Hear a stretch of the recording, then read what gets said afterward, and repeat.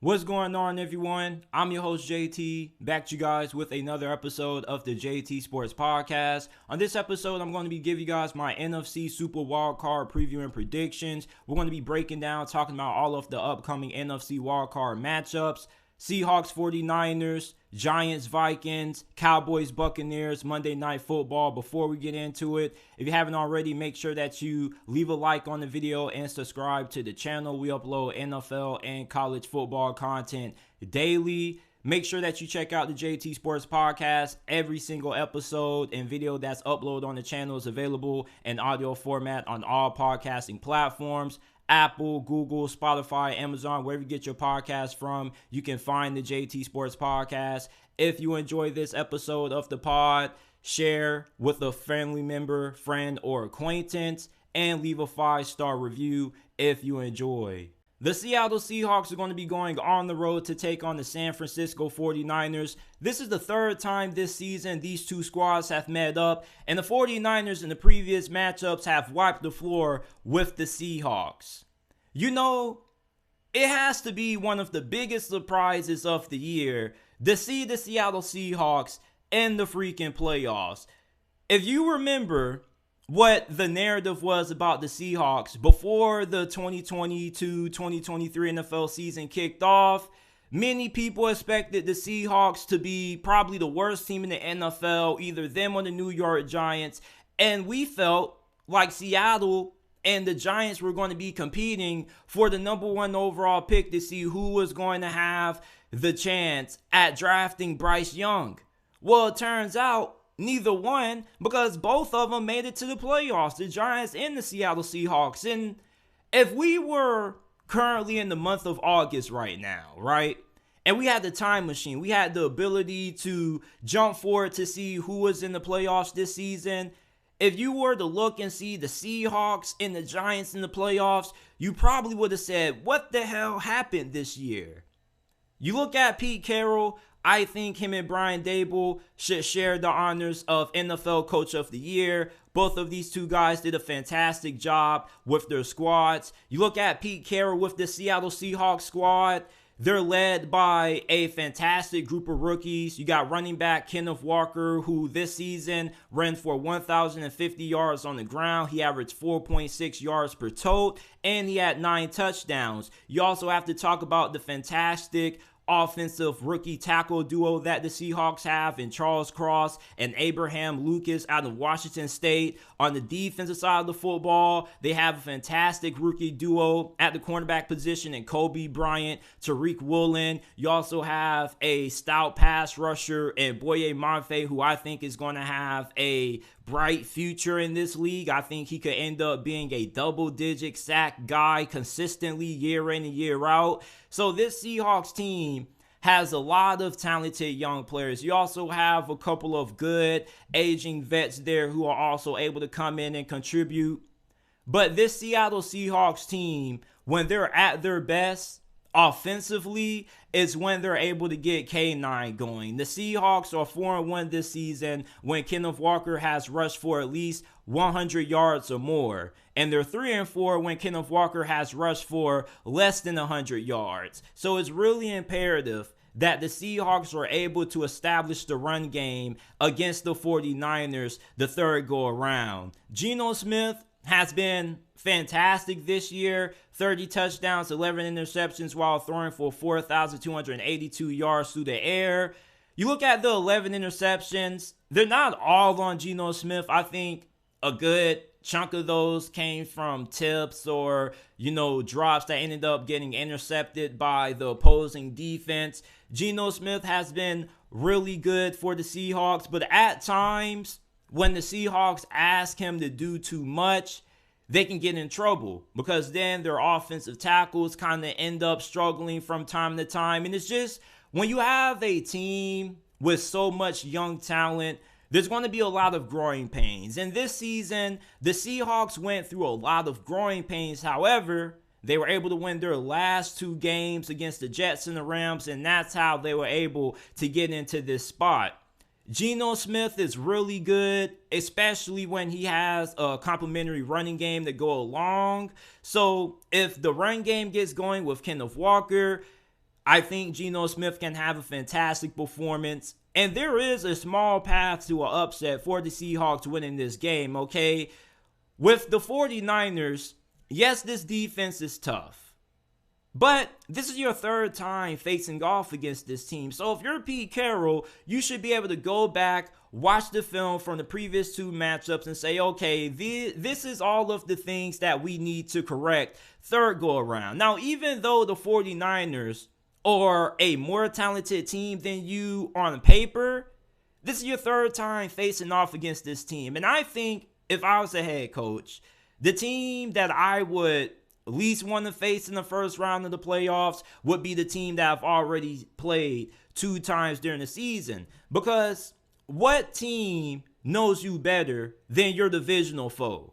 Okay, and you already seen them twice, so you're going to see them a third time, so you kind of already know what to expect. If you're Seattle and you're Pete Carroll and you're this coaching staff, you're probably going to try to throw some different things at the 49ers that they haven't seen yet, vice versa. But just because the 49ers are a way more talented team doesn't mean the Seahawks don't have a shot. There's a reason why the games are played on the field and why they're not decided on paper. I think Seattle has a really solid chance at winning this game. The red zone offense does scare you. Their run defense does scare you. They're 30th in the NFL in rushing yards per game allowed. But they do have a really good pass rush, and they're really good at forcing takeaways. This is a top 10 defense when it comes to forcing turnovers. The 49ers don't turn the ball over all that often. So for Seattle to pull off the upset, you got to force a couple. 1 turnover isn't going to do you any justice in this game. You at least need 2 or 3. You also need to make sure that you are the least penalized team in this matchup. And as we mentioned earlier, if you can get Kenneth Walker going, you can have a balanced offense. That's going to help out Geno Smith. When the Seahawks have gotten in trouble, it's been when they have asked Geno Smith to do a little bit too much and they weren't able to play complementary football. For the 49ers, you got home field advantage. You're 8-1 at home this year. This is one of the toughest places to win at. You got Brock Purdy, who's balling right now. He's completing 67% of his passes. He only has 4 interceptions to 13 touchdowns. Mr. Irrelevant has been looking like Mr. Irrelevant so far this season for San Francisco. But you got to wonder, when is the inexperience going to show? This is Brock Purdy's first ever playoff game. He's never been in this spot before. So you got to wonder how he's going to respond if the 49ers face a little bit of adversity in this game. What if San Francisco starts this game down 10-0 and Brock Purdy has an interception to start the game? Okay, is he going to end up being rattled, or is he going to end up being able to shake it off? And he's done a pretty good job during the regular season, but the playoffs is a completely different animal. When you get to the playoffs, it's like a reset. Your season starts over. Everybody's 0-0. What you did in the regular season doesn't matter now that you're in the postseason. Entirely different ball game. And we've seen quarterbacks have solid performances during the regular season and then crumble under the pressure that is the NFL playoffs. So you wonder in this game, if Seattle can take away the run, make the 49ers one-dimensional, and force them to have to win with Brock Purdy, you wonder just if Brock Purdy is able to completely carry this 49ers offense, throwing the ball 30, maybe 40 times in this game, if it comes down to that, if Seattle can take away the run. So for Seattle, you may not be able to take away the run by winning up front, but if you can get out to a fast lead early, and you can force Kyle Shanahan to kind of have to press a little bit and have to throw the football a little bit more to keep up with you than what he would like to, I think that kind of plays into your hands and it plays into the strength of your defense. You got to get, if you're Seattle, you got to get the 49ers throwing the football. That's where the strength of your defense is, your pass rush and your ability to force turnovers. So if you can get Brock Purdy throwing the football, you can get the 49ers somewhat abandoning the run game at times, you got a really good shot at being able to slow down this 49ers offense. Now, the problem with that is that the 49ers offense hasn't really been shut down by anybody for the majority of the second half of this season. They got Christian McCaffrey in that trade with the Carolina Panthers, and I mean, this offense has gotten even better with him. You look at not only what he can do on the ground, but the damage that he can do to you in the passing game as well. Going to be a really big headache for the Seattle Seahawks trying to find a way to slow down Christian McCaffrey, and that's really why it's so hard to beat the 49ers. This is a team that has a balanced offense. They can beat you running the football with CMC, or they can beat you throwing the football with Brock Purdy to George Kittle, Deebo Samuel, Brandon Ayuk. So even if the Seahawks can take away the run game, you know, that secondary, although it has been pretty good at times, the secondary has been torched in a couple of their outings. So for the Seattle Seahawks, you got to try to find a way to force the 49ers being able to not play complimentary football. You got to try to find a way to slow down that run game. I don't think you have to completely stop it, but I think it's really imperative that you slow it down and you force them to throw the football a little bit more with Brock Purdy than they would like to. Now, for the 49ers, DeMeco Ryans is getting a lot of interviews for head coaching gigs. You want to know why? Because he currently is coaching the best defense in the NFL. The 49ers defense has pretty much been elite for the whole entire season. They've been the number one defense from week 1 to now. They're number 1 in points per game allowed, number 1 in yards per game allowed. They're second in rushing yards per game allowed, only giving up 77 yards on the ground per game, which is a big concern if you are a Seattle Seahawks fan, because you remember what this 49ers run defense did to you in your previous 2 games. Not to mention, you have that man, Nicholas John Bosa, who without a doubt is the runaway front runner for Defensive Player of the Year. Your secondary is outstanding. I'm going with the 49ers to win this game. I think that this game could be close. I'm not expecting this game to be a blowout. I think Seattle could hang around for the 49ers for at least the first 3 quarters, and then the 49ers pull away midway through the 4th. I'm going to take the 49ers to win. 27-17 is my final score prediction for this matchup. We got the New York Giants going on the road to take on the Minnesota Vikings. The Minnesota Vikings currently are a 3-point favorite going into this game. I think not a lot of people are sleeping on the Minnesota Vikings. You see a team that's 11-1 and 1 possession games. And you also remember the blowout losses that they had to the Eagles, the Cowboys, most recently the Green Bay Packers. But I still don't think that the Minnesota Vikings are frauds. Okay, most NFL games are decided by 1 possession. So therefore, why would I penalize a team for being able to win 1 possession football games? You want to know what the difference is between the best coaches in the NFL versus the worst coaches in the NFL?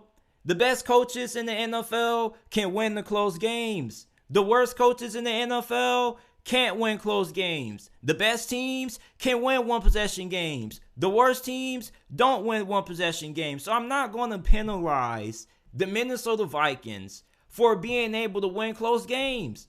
Because at the end of the day, the majority of NFL games are close games.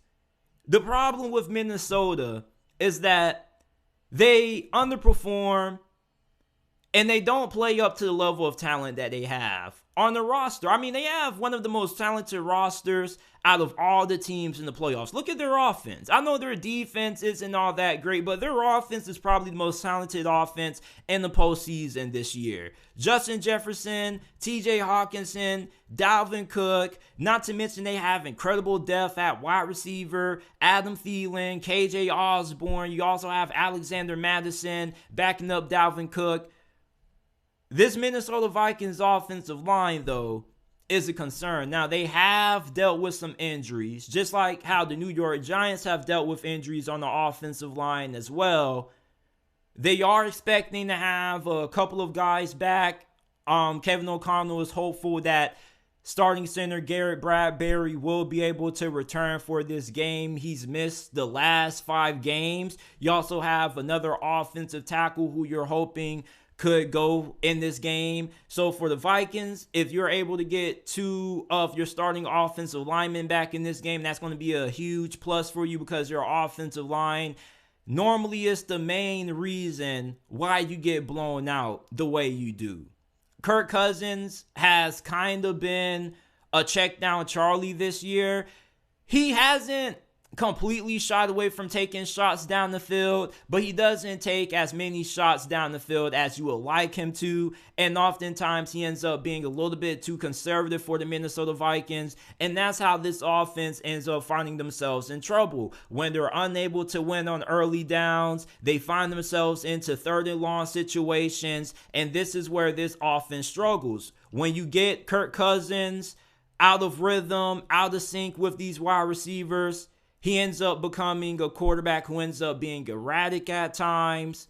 But when he does get into rhythm, this is an offense that's really hard to stop. When Kirk Cousins is able to get the timing down and he's able to get the ball out fast, this offense is one of the best in the NFL. So for the New York Giants, you're a team that, if you had to be described by one word, I would say scrappy. You know, this is a team that has fought through a lot of injuries, way more injuries than the Minnesota Vikings have. I mean, the Giants have guys playing that most of us have never freaking heard of before. Who the hell is Isaiah Hodgins? I don't know. I didn't know who the hell this guy was prior to the last couple of weeks. And the last time the Giants and the Vikings faced off against each other, Isaiah Hodgins, a guy who most of us didn't know before the start of this season, was carving up Patrick Peterson. I was like, Patrick Peterson, you're getting carved up by Isaiah Hodgins, bro. Like, what's going on with you? And that goes to the biggest question that most people have, or not even the biggest question, the biggest concern that most people have about the Minnesota Vikings in the playoffs. Outside of their offense, it's their defense. Their defense has been downright awful. 28th in points per game, 31st in yards per game allowed. I mean, the only thing this Minnesota Vikings defense does well is force turnovers. And they force them at the most critical moments of games. I'll say that. You remember when they played the Giants in the regular season? They ended up getting a big interception from Patrick Peterson. Not to mention they also forced a fumble as well. Like, this defense isn't good at all, but they do find ways to come through in big moments when it matters the most. And there's a reason why the Minnesota Vikings are the second best halftime team, or the second best second half team in the NFL this season. That's because this defense is able to come up with big stops and big moments. And although they're not one of the best defenses in the NFL, they're one of the worst, you have to give them credit for being able to step up in big moments. Now, this offense also doesn't really do this defense any favors at times, because when this offense is sloppy and they're not able to get things going, they end up putting the defense on the field for more plays than what they should be on the field for, and that also ends up being a disadvantage for the Minnesota Vikings, because this is a defense that you probably want off the field as much time as possible. And for the Vikings, when your offense ends up being streaky and you really can't get anything going, the defense ends up being put in unfavorable positions. This defense is way too bad to be putting them in too many spots where you're asking them to bail out your offense. Minnesota's offense needs to come in and they need to execute from opening kickoff to the final whistle of this ball game. Because if this offense has one of those performances that they had against the Dallas Cowboys, where they just can't figure out anything, or the Green Bay Packers, they're going to be in trouble. This New York Giants team, yes, they probably are the least talented team in the postseason this year, but they are incredibly well coached. And when it comes to making it out of wildcard weekend, you can win by not having a superior roster. You can make it out of wildcard weekend by having a not great roster, but being a fantastic coach. Okay, Brian Daboll has done a fantastic job coaching up this New York Giants team. And not just him, but the staff he has assembled. Wink Martindale, he's done a pretty good job with this defense considering some of the injuries they've had to battle with. On the offensive side of football, their offensive coordinator is being in the talks for a couple of head coaching interviews. So this is a fantastic coaching staff. And one thing that you can expect from a well-coached team is that you can expect a disciplined football team that doesn't commit a lot of turnovers. They don't beat themselves, which is a plus. Plus, they don't have too many miscues. So when you have a team that doesn't beat themselves and they play true to who they are, they can be really tough. The Minnesota Vikings know what the New York Giants want to do. They want to give Saquon Barkley the ball as many times as possible. Now, in their first matchup, the Vikings did a pretty good job at slowing down Saquon Barkley. They didn't shut him down. They slowed him down. And that's pretty much all you really need to do to slow down this Giants offense. Okay, these wide receivers, listen, they were doing damage against Minnesota the first go around.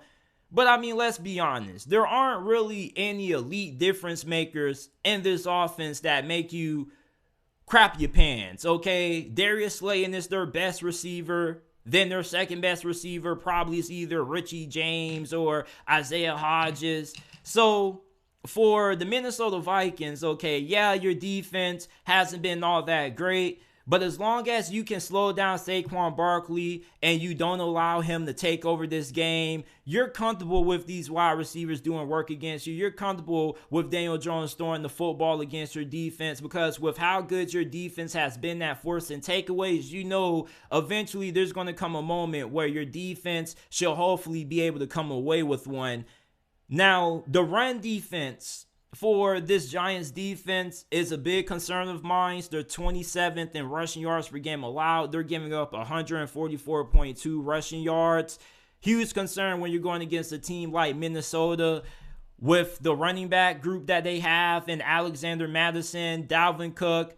I think that Minnesota, in this ball game, they probably should put way more emphasis on running the football than they did the first go around. I think the first go around, they were so overly reliant on the passing game that they kind of got away from the run game at times. So if you're Minnesota, you get the run game going against this New York Giants defense. Is going to be able to keep your horrible defense off the field. It's going to be able to tire out this elite defensive line that the New York Giants have. And eventually it should soften things up for you to maybe get some big plays down the field if you want to try to push the ball vertically. Now, the defensive line is stout. You got Dexter Lawrence, who is having a Pro Bowl season, 7.5 sacks, leads the team. You got Kayvon Thibodeau, one of the better rookie pass rushers in the NFL from the regular season. Leonard Williams is still one of the better interior defensive linemen in the game. I don't give a damn what the stats show. Tell me what the film shows when you put on Leonard Williams. The dude is one of the best interior defensive linemen in the game. So with this defensive line being good, they have the ability to get after the quarterback. That's where the Minnesota Vikings' troubles on offense lies. It's been the offensive line. And even if this offensive line is able to get the couple of guys back that they need healthy, it's still been up and down. So the pass rush for the New York Giants is going to be really key in being able to win this game, because you got to be able to get Kirk Cousins out of sync, out of rhythm. And the best way to do that is by getting pressure on him, getting in his face, because then once he starts to sense pressure, he ends up not trusting the offensive line. He ends up getting the ball out faster than what he should. He doesn't allow the deep routes downfield to develop. When you get that pass rush going, you force Kirk Cousins to become check down Charlie. Well, an even bigger check down Charlie than what he already is. This dude get super paranoid just when you just get a finger in his face. It's like Kirk Cousins, bro. Like, the dude just has a finger in your face, bro. Like, you can't wait a couple more seconds to throw the football downfield. So for the New York Giants, another way that you can win this game is by forcing Kirk Cousins to beat you throwing the football downfield, okay? Kirk Cousins can push the ball downfield, and he is a pretty accurate deep ball thrower. The problem is that he is really hesitant to push the football downfield because he'd rather take what the defense gives him underneath. So if you're the New York Giants, you're Wink Martindale, you got to try to take away the short stuff. Force Kirk Cousins to beat you throwing the football downfield. You want to get him uncomfortable.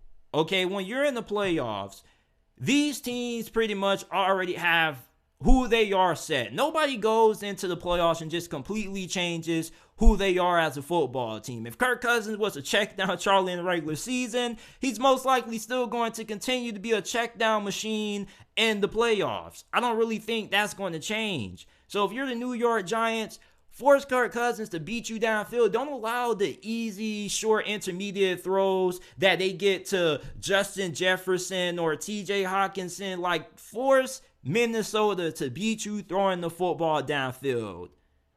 Now, another thing that I like about this New York Giants defense is that although they may not be the most outstanding defense statistically, stats-wise, this is a defense that pretty much is in the middle of the pack.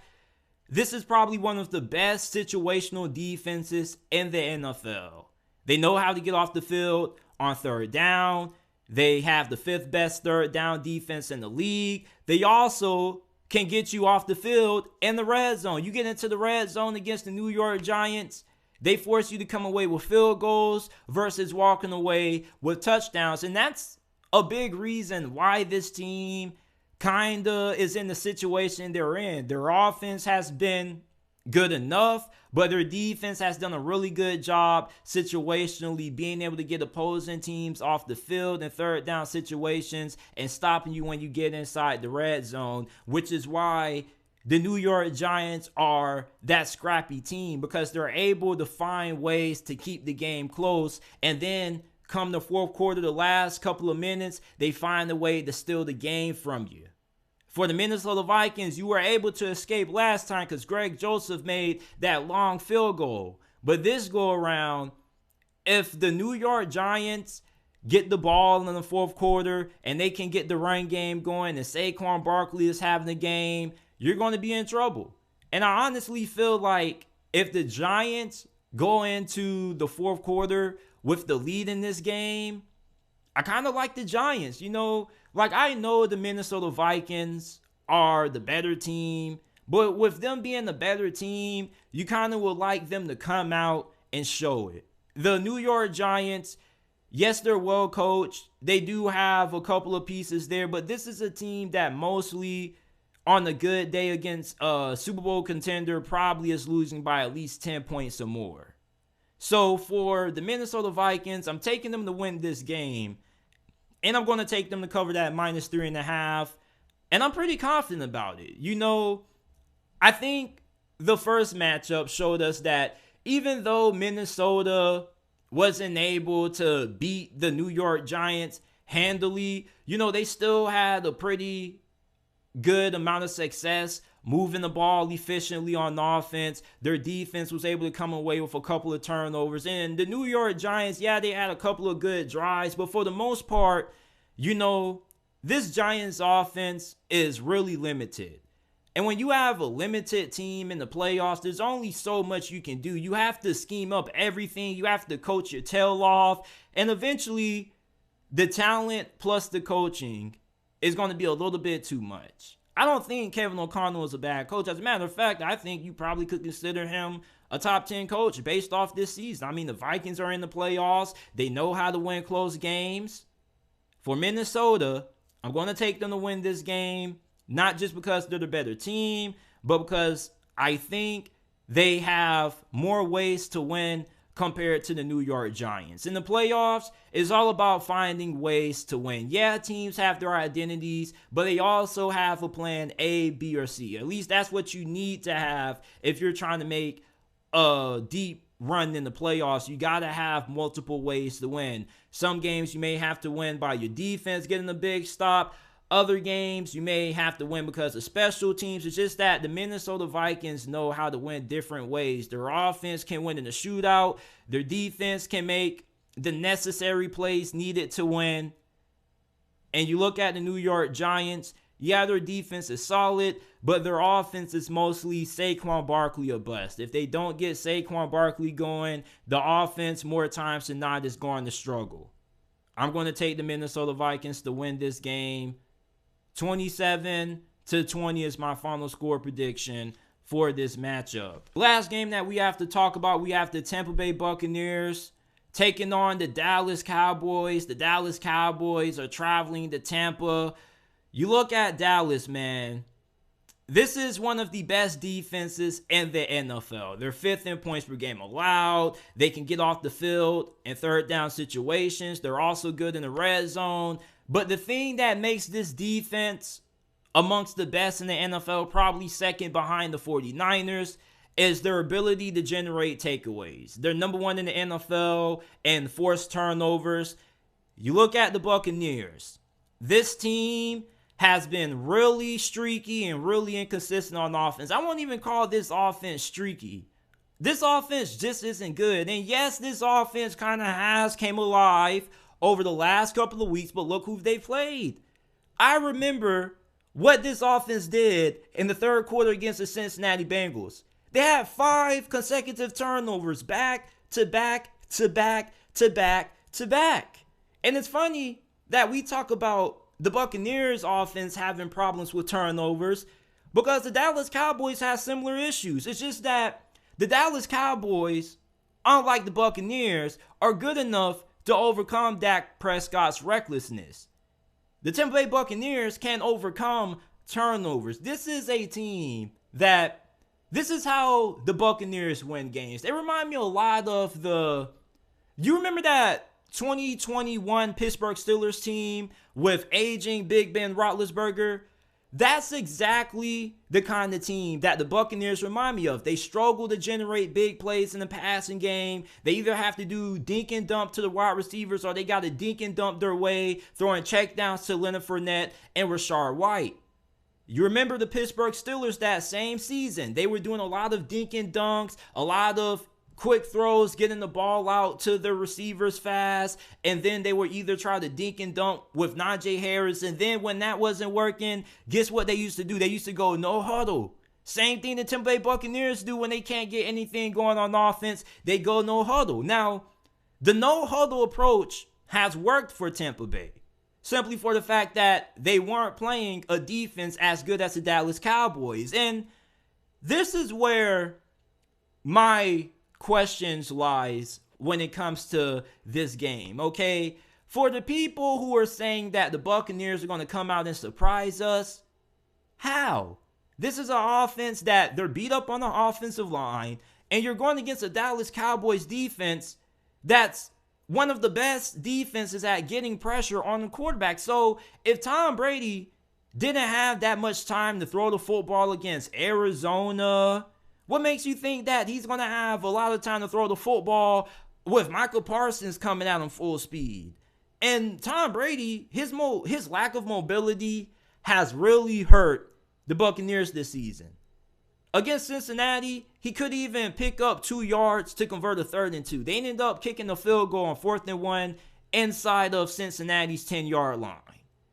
So for the Buccaneers offensively, I really question how they're going to move the ball against Dallas defense. Okay, if you're Dan Quinn, one of the best defensive minds in the NFL, you're forcing Tom Brady to beat you over the top. Now, Tom Brady does have the arm strength to still push the football down the field at times, but Tom Brady has not been that accurate throwing the deep ball this year. There's been a lot of overthrows or underthrows to Mike Evans. So I just really question how effective this Buccaneers offense is going to be in this game. Plus, they are one of the worst teams in the NFL when it comes to running the football. They have the worst rushing attack in the NFL. And that is a tribute to the offensive line not being good this year, dealing with all the injuries that they had to deal with.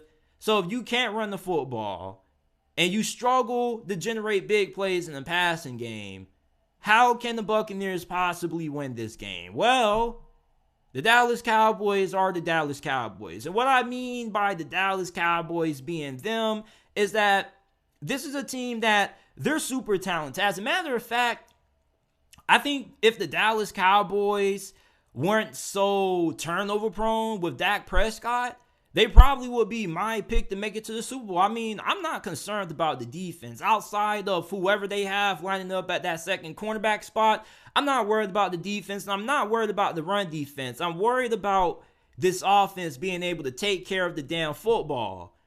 You don't want to give a team like Tampa Bay extra possessions, and this is how the Buccaneers have survived this year, and it really irritates me, bro. Like, teams play the Buccaneers, and it's kind of like they have this mentality, oh, they don't have a great offense, so we can afford to give them extra possessions and be sloppy, and our defense is going to be able to bail us out.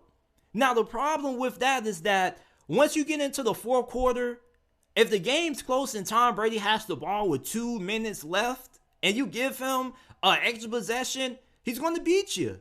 I don't know what the hell it is with Tom Brady in the last 2 minutes of games, but something just snaps. It doesn't matter how bad this man plays throughout the course of a game. Last 2 minutes, money time, Tom Brady gets it done. And for the Dallas Cowboys, Dak Prescott's recklessness has really hurt this team in a couple of games. You remember that Jacksonville Jaguars game, right? You know, the walk-off pick six that Dak Prescott threw to Rashawn Jenkins that won the game for Jacksonville and really got Jacksonville on everybody's radar nationally. Same thing last week against Washington. You know, for the Dallas Cowboys, what holds this team back is themselves. And really, Dak Prescott, minus the turnovers, is having a fantastic season. Like, I saw a stat pop up during one game that I was watching, and it was average point per game for starting quarterbacks. Patrick Mahomes was up there. I think Josh Allen was up there as well. And Dak Prescott was up there. So when Dak Prescott plays, this Cowboys offense is amongst the best in the NFL. It's just that he holds them back at times because he can't take care of the football. And when you're playing in the playoffs, teams that can take care of the football, I think, are the teams that sometimes are the teams that end up going the furthest. If you are gifting teams like Tampa Bay extra possessions, you're allowing them to stay in the game. And that's the problem when teams play the Bucs. They allow them to stay in the game, and then they end up letting the game slip out of their hands like Arizona did because they can't seal the deal. They allow Tom Brady to get the ball back with 2 minutes left, and then they allow them to go down the field and score. So for the Dallas Cowboys, my biggest concern is really their ability to take care of the football. If Dak Prescott only has 1 interception and 1 turnover in this game, I think they probably win. But if he has multiple, like 2 or 3 turnovers, 2 or 3 interceptions, I definitely feel like this game definitely tilts in the favor of Tampa Bay. And Tampa Bay's defense is really good, okay? F what the statistics show, this defense is starting to get healthy. Well, they weren't healthy for a large part of the season. Over the last month or so, they've had some guys come back, and this defense has been really good. As a matter of fact, this defense has carried this team for the last part of the season, okay? This defense has a really good pass rush, and I think that the secondary also has played some really good football as well. Go back to that game against the Cincinnati Bengals. If it wasn't for the 5 gifts, and I say gifts because that's what they were, the 5 gifts that the Bucs gave the Cincinnati Bengals offense didn't really do anything. The turnovers is really what helped them score points. So for the Tampa Bay Buccaneers defensively, their defense is going to keep them in this game. Plus, you already have Todd Bowles, who is one of the best defensive minds in the league. And although he's not a good head coach, this guy can coach some defense, okay? This defense has been doing some really good stuff over the last couple of weeks. So, with this defense being aggressive, you're going against a quarterback who's reckless and careless with the ball at times. So, there's going to be an opportunity to get some turnovers and get the ball back to your offense. I'm really big on the Buccaneers defense in this game. Now, I wonder how they're going to fare against the 1-2 punch of Tony Pollard and Ezekiel Elliott. The Dallas Cowboys are 9th in the NFL in rushing yards per game. And I do think that, one concern that I have about the Tampa Bay Buccaneers is that I think that this Dallas Cowboys offensive line is going to be able to open up the run lanes and get that rushing attack going in this game. And if that run game gets going for the Buccaneers, that's a huge problem because you're an offense that already struggles to score the football as it is. So therefore, every possession counts.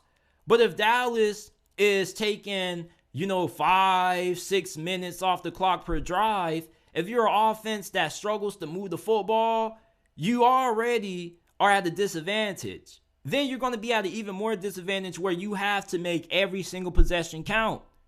So therefore, if the Cowboys get that run game going and they can win the time of possession battle, I think that the Buccaneers are going to be in a lot of trouble.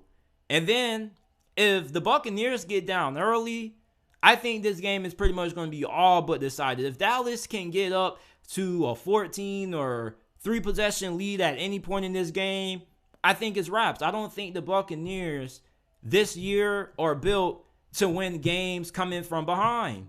They can't run the football, so they have to overly rely on Tom Brady. And at Tom Brady's age, asking him to throw the football as many times as what he has done this season for the Tampa Bay Buccaneers is unacceptable.